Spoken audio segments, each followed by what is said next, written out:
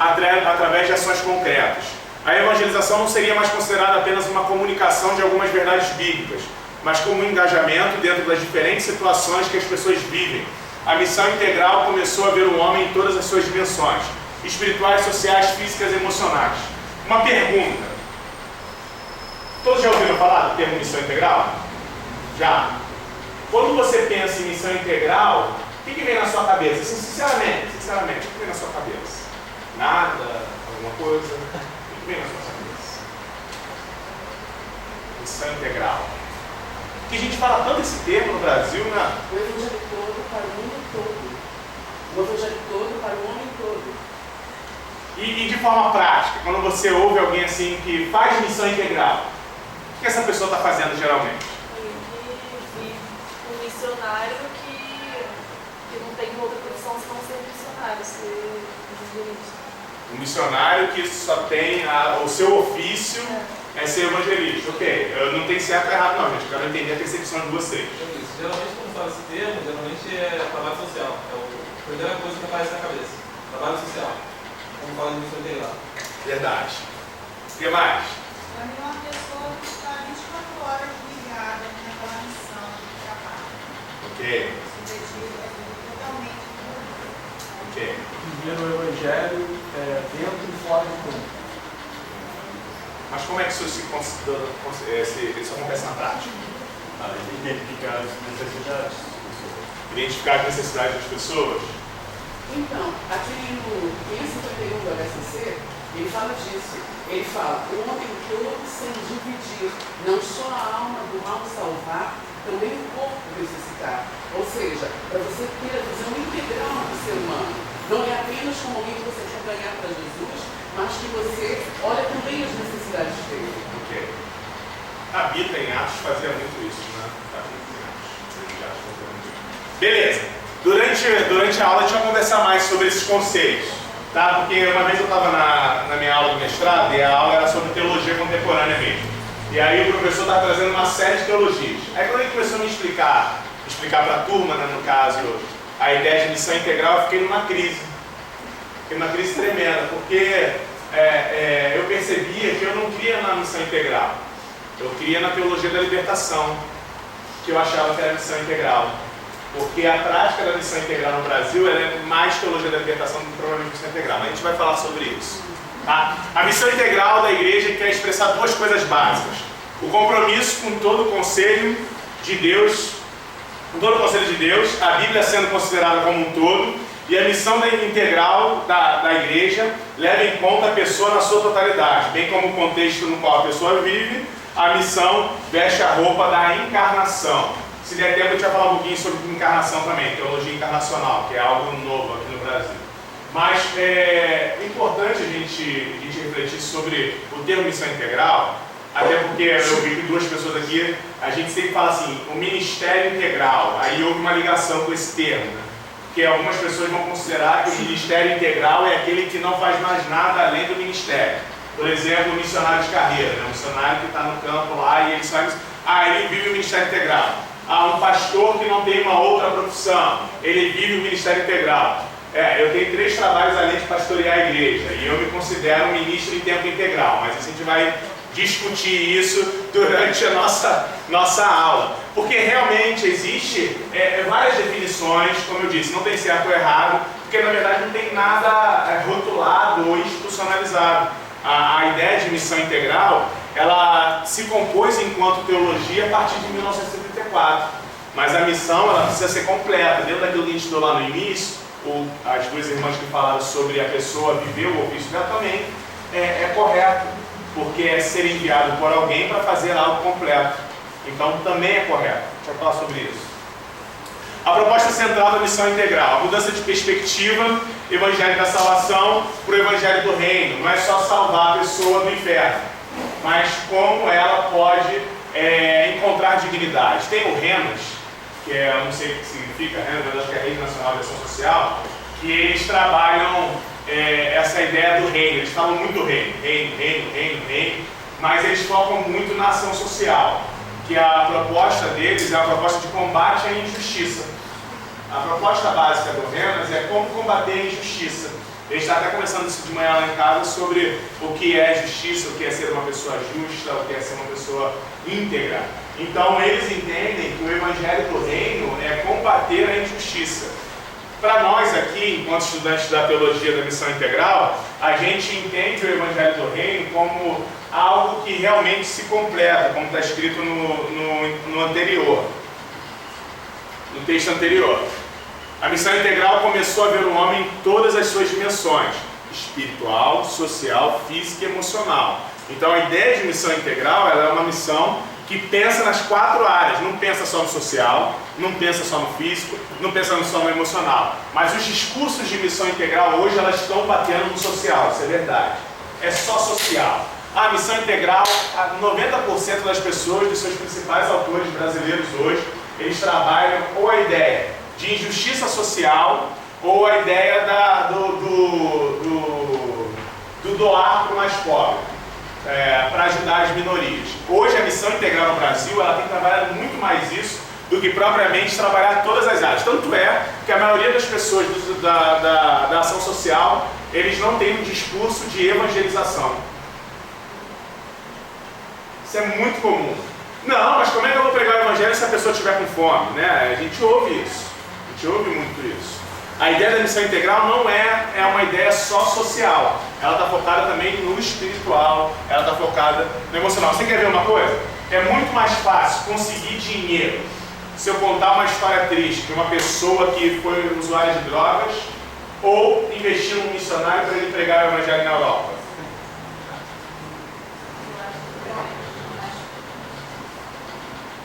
Está entendendo como é que esse discurso está todo impregnado na gente? O discurso não é de missão integral. Né? O que tá impregnado, a gente pode até falar isso, mas por que o cara que lá na França, ele não precisa tanto de Jesus quanto o cara que usa crack aqui no Jacarezinho? Entendeu? A gente, na nossa prática, a gente acaba tendo uma prática que não é uma prática integral. É uma prática social. Nos nossos investimentos de recursos, isso é comum, isso é uma reflexão, tá? Isso é uma crítica, porque às vezes eu me pego pensando assim, até por que eu tenho mais prazer às vezes de investir nessa situação e não num rico na Barra da Tijuca? Por que o cara que mora comigo no subúrbio, ele é mais importante do que o cara que está sozinho no apartamento da Barra da Tijuca? Então a missão integral, ela hoje no Brasil, ela não é executada dessa forma. Que pense nessas dimensões do ser humano de forma completa. A gente geralmente pensa só no social. Isso é um discurso latino, tá? Não é um discurso só brasileiro, não.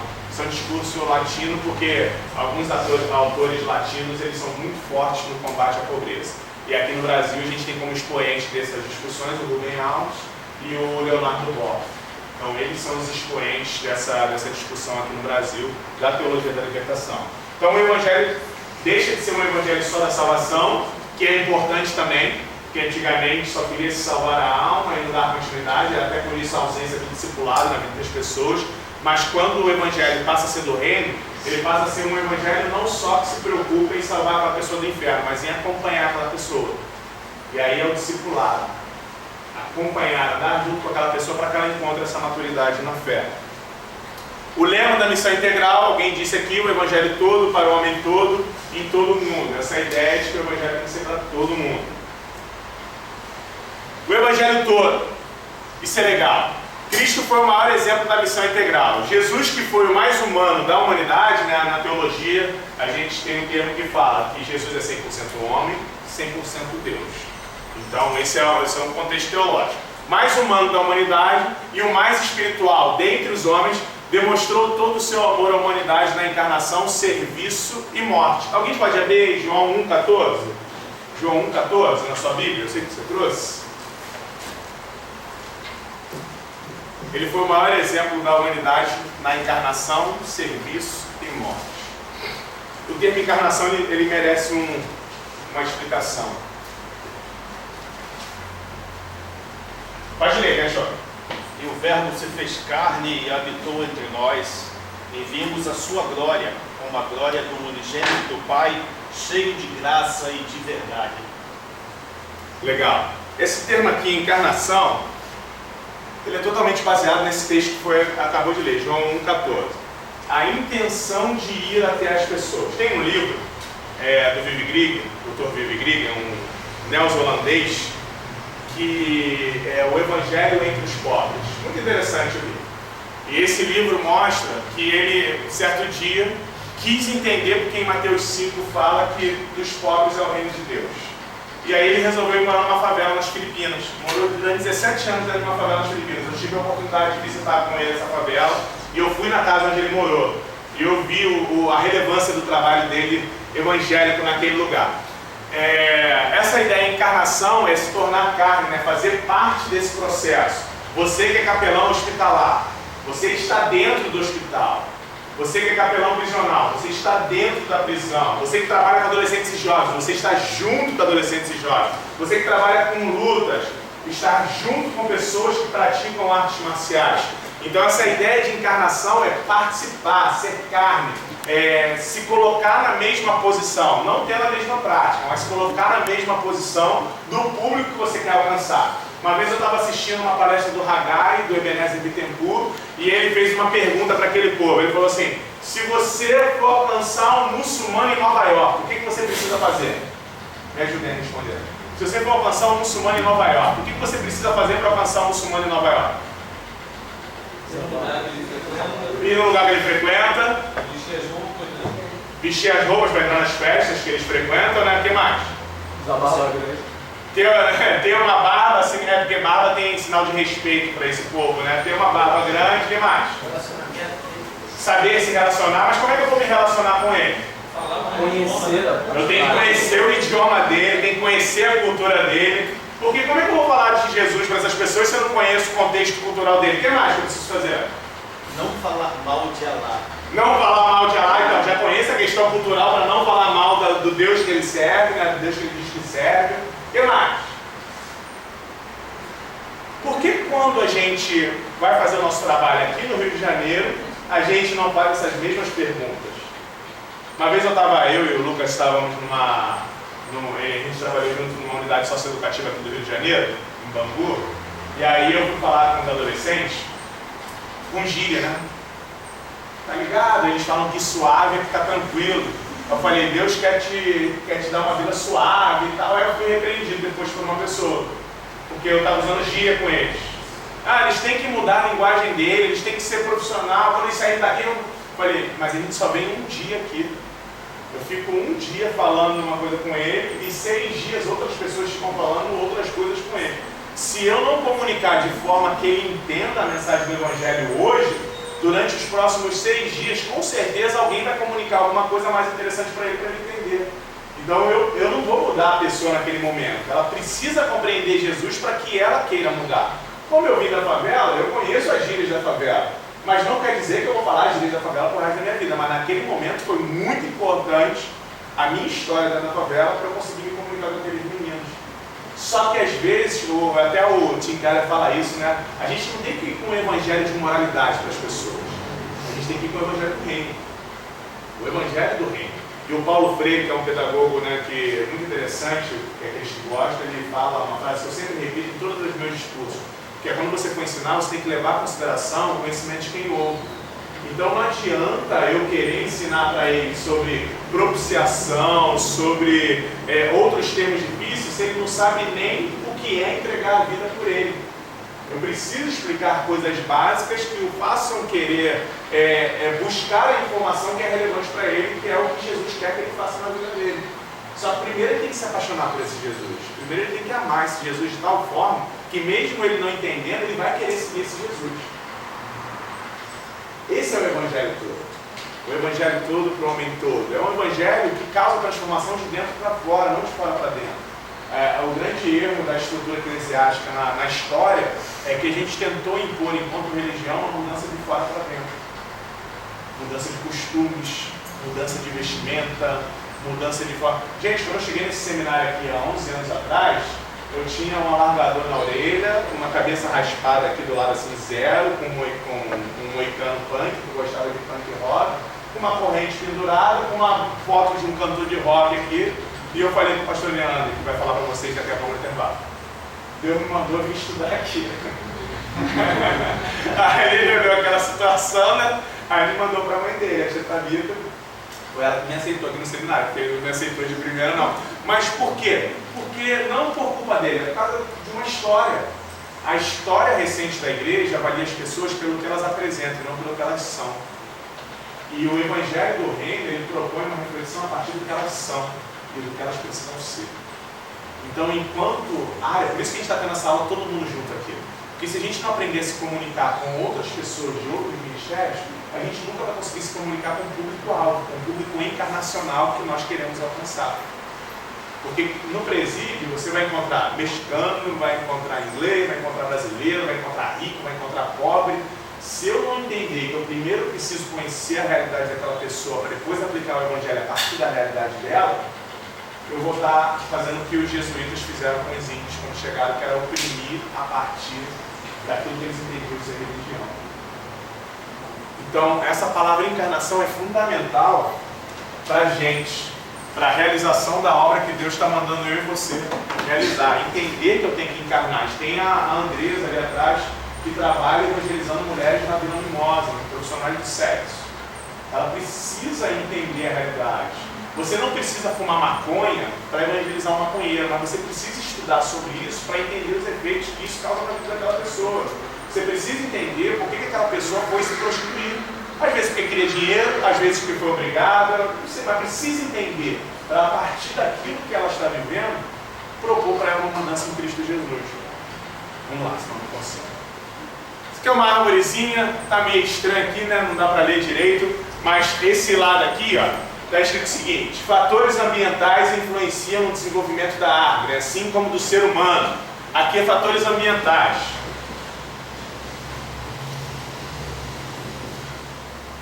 Quer ver uma coisa simples? Lá quando eu estava no Degase, com o pessoal, ficou um tempo sem água. O que aconteceu? Rebelião. Faltou água. Quando a gente estava tomando, os meninos já estavam mais. A gente até falava, gente, faltou água. E o pessoal está, né? A irmã Lourdes também, que trabalha lá no Degado. E faltou água, os meninos estão agitados.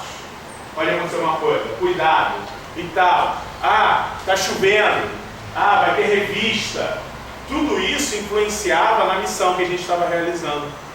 Eu acredito que se estiver caindo um temporal aqui na Vila Mimosa, a Andresa vai ter dificuldade de realizar o trabalho dela.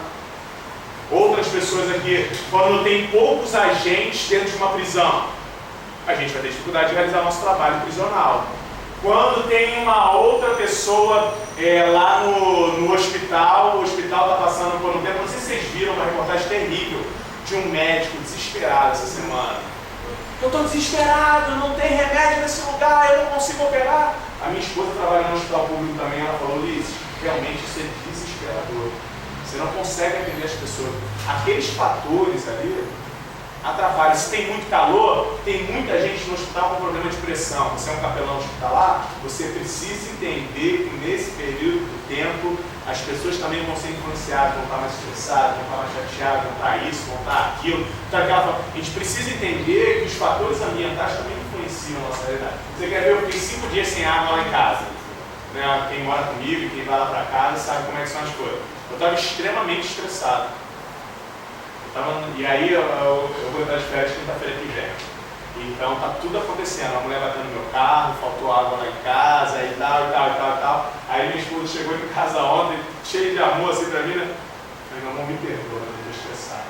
Ela, o que foi? Eu batendo no carro? Não, tudo bem. Aí ela foi, saiu do quarto, pediu uma pizza pra gente comer, né? Eu tinha pedido a pizza, ela foi pegar a pizza. A gente comeu. Por quê? Esses fatores influenciam o ser humano. E aí sempre vem um crente e fala assim, Deus está no controle desse negócio. Às vezes dá vontade de socar. Se eu sou crente, Jesus, já fico com vontade de agredir aquela pessoa, imagina quem não conhece Jesus. Né? Imagina quem não conhece Jesus. Esse é o tipo de reflexão que a gente precisa ter. Os fatores ambientais e sociais influenciam na nossa missão. Uma outra questão também. As estações do ano, como as intempéries da vida, podem gerar alterações na árvore.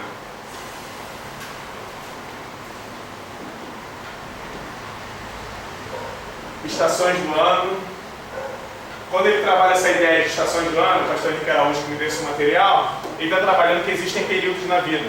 Por exemplo, solteiro, noivo, casado, com filho, alguém que perdeu um ente querido. A gente tem lá na convenção a capelania aos enlutados, que é como lidar com pessoas que perderam parentes, que trabalham no cemitério. São momentos da vida que a gente precisa ter pessoas preparadas para colaborar na proclamação do reino de Deus. Então, naturalmente, eu preciso entender as fases da vida das pessoas. Você quer ver uma coisa?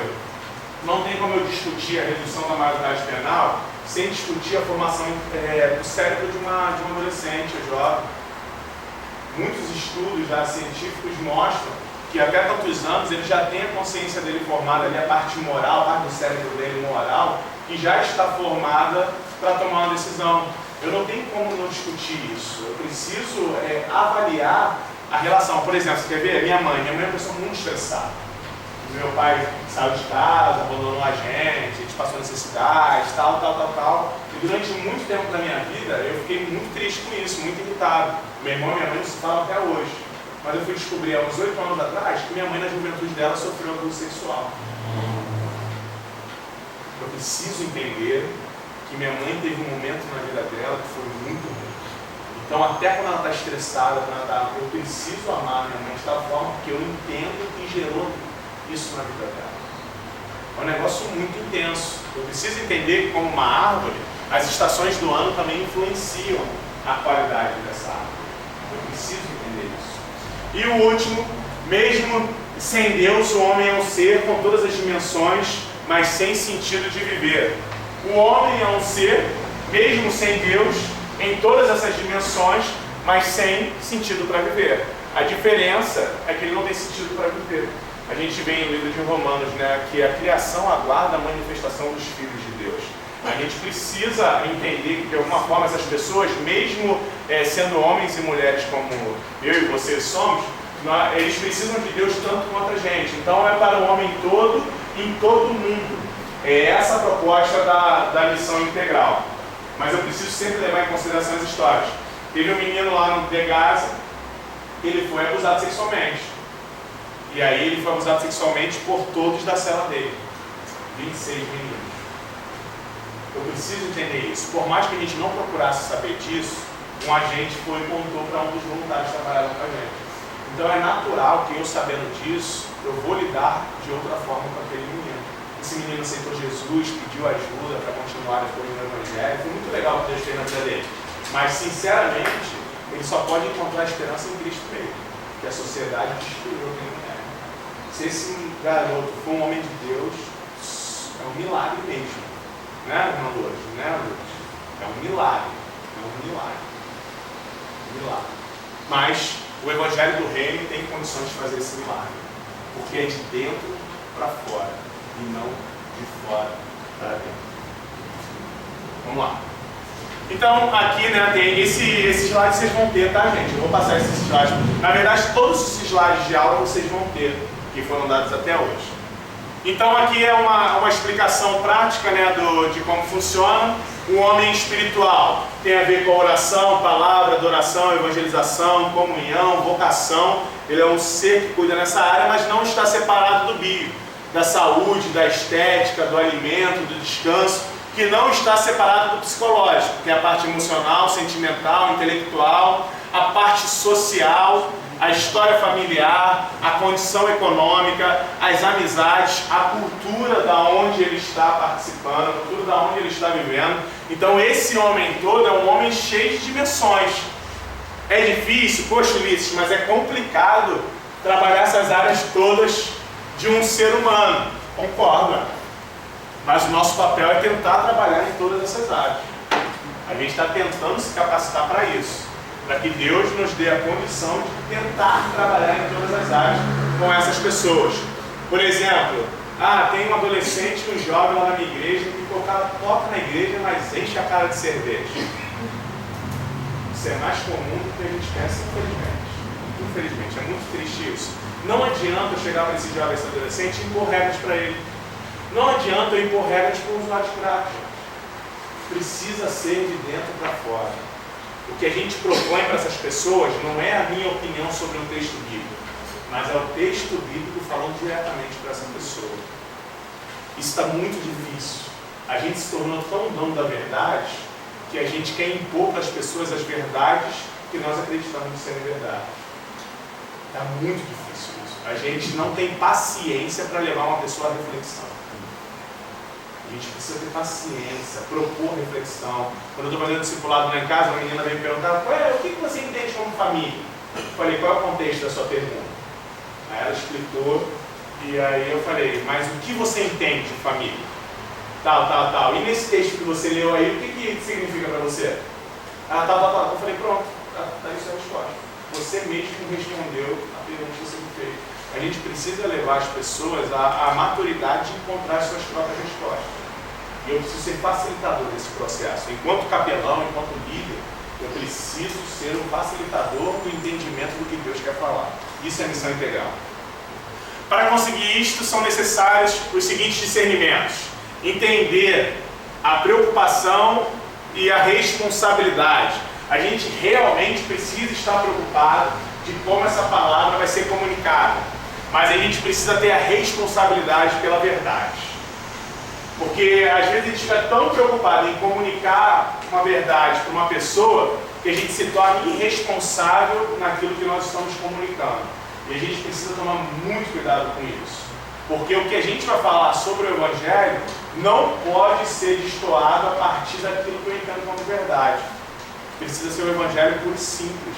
Eu preciso ter a responsabilidade com o Evangelho. Eu estou preocupado em proclamar o Evangelho, mas eu não vou abrir concessão para que esse Evangelho seja pregado. Para que me recebam melhor. Poxa, a gente estava falando aqui, né, que eu preciso emergir na cultura da pessoa. Eu não vou botar um crucifixo com a foto de Jesus para pregar para um católico. Eu preciso ter a responsabilidade de entender até onde eu posso ir para proclamar o Evangelho para as pessoas. Isso é sinal de maturidade. Eu preciso ter essa responsabilidade. Não é porque as pessoas que eu vou pregar para um grupo no Rock in Rio, como tem um grupo lá pregando no Rock in Rio, que eu vou pintar meu cabelo de verde só para que as pessoas se sintam à vontade comigo. Eu preciso ter responsabilidade com a minha metodologia de atuação. A gente precisa entender o que é diferente entre urgente e o que é importante. A gente precisa ter perceber isso. O que é urgente agora? E o que é importante? Em relação à palavra de Deus, o que é urgente hoje para um garoto que está preso lá dentro do DEGAS? É que ele ouça o Evangelho. Ele ouça o Evangelho, que ele aceite Jesus como Salvador, que pode ser que na semana que vem ele esteja morto, a gente não consiga voltar lá, porque eu acho que morre mais gente dentro de unidades de adolescentes do que de adultos no Rio de Janeiro hoje. Então ele pode estar morto, aquele garoto que a gente voltar. Então é urgente que ele ouça o Evangelho do Reino. Importante ajudá-lo a se desenvolver socialmente, aprender a ler e tal, tem os projetos lá de vida. Isso é importante, isso é legal, mas urgente é a pregação do Evangelho. Eu não posso deixar de pregar o Evangelho para fazer algo que simplesmente é social. É mais importante hoje ele aceitar Jesus, vou ser radical agora no que eu vou falar, e você pode ficar chateado comigo, você pode discordar de mim, mas é mais importante ele morrer com Jesus do que ele viver sem fome. O negócio está tão feio que a gente está preocupado mais em dar a comida para a pessoa do que pregar o Evangelho. Quando a preocupação primeiro tinha que se pregar o Evangelho e junto a isso oferecer para ela condições para ela continuar caminhando. Drenagem e renovo, preço e valor. Eu preciso ter essa reflexão. O Tim Keller no vídeo ele fala muito sobre essa ideia de renovo, de renovação, de fazer o novo, de refazer o novo. E essa questão de drenar, de tirar, de mandar para fora aquilo que está me atrapalhando e renovar o Espírito Santo de Deus. Hoje, o mais importante é que eu bote para fora tudo aquilo que está me atrapalhando. Esse é o fundamental do Evangelho do Reino. E aí, a partir disso, buscar novas soluções para a proclamação do Reino. E preço e valor, aquilo que pode ser pago e aquilo que não pode ser pago. Na ideia de valor. Nós não podemos negociar os nossos valores. Não podemos. Não podemos. Nós podemos até pagar um preço por não negociar o nosso valor. Mas hoje é mais importante não negociar o nosso valor. A igreja brasileira ela tem negociado o seu valor por igrejas cheias. A gente tem que tomar muito cuidado com isso. O principal é o valor de Cristo em nós. Eu vi um texto, acho que foi o Cláudio que me mandou essa semana, não sei quem foi, acho que foi o Cláudio que mandou lá. Antigamente eu pedia para as pessoas irem para a igreja mais perto de casa. Hoje eu peço para essas pessoas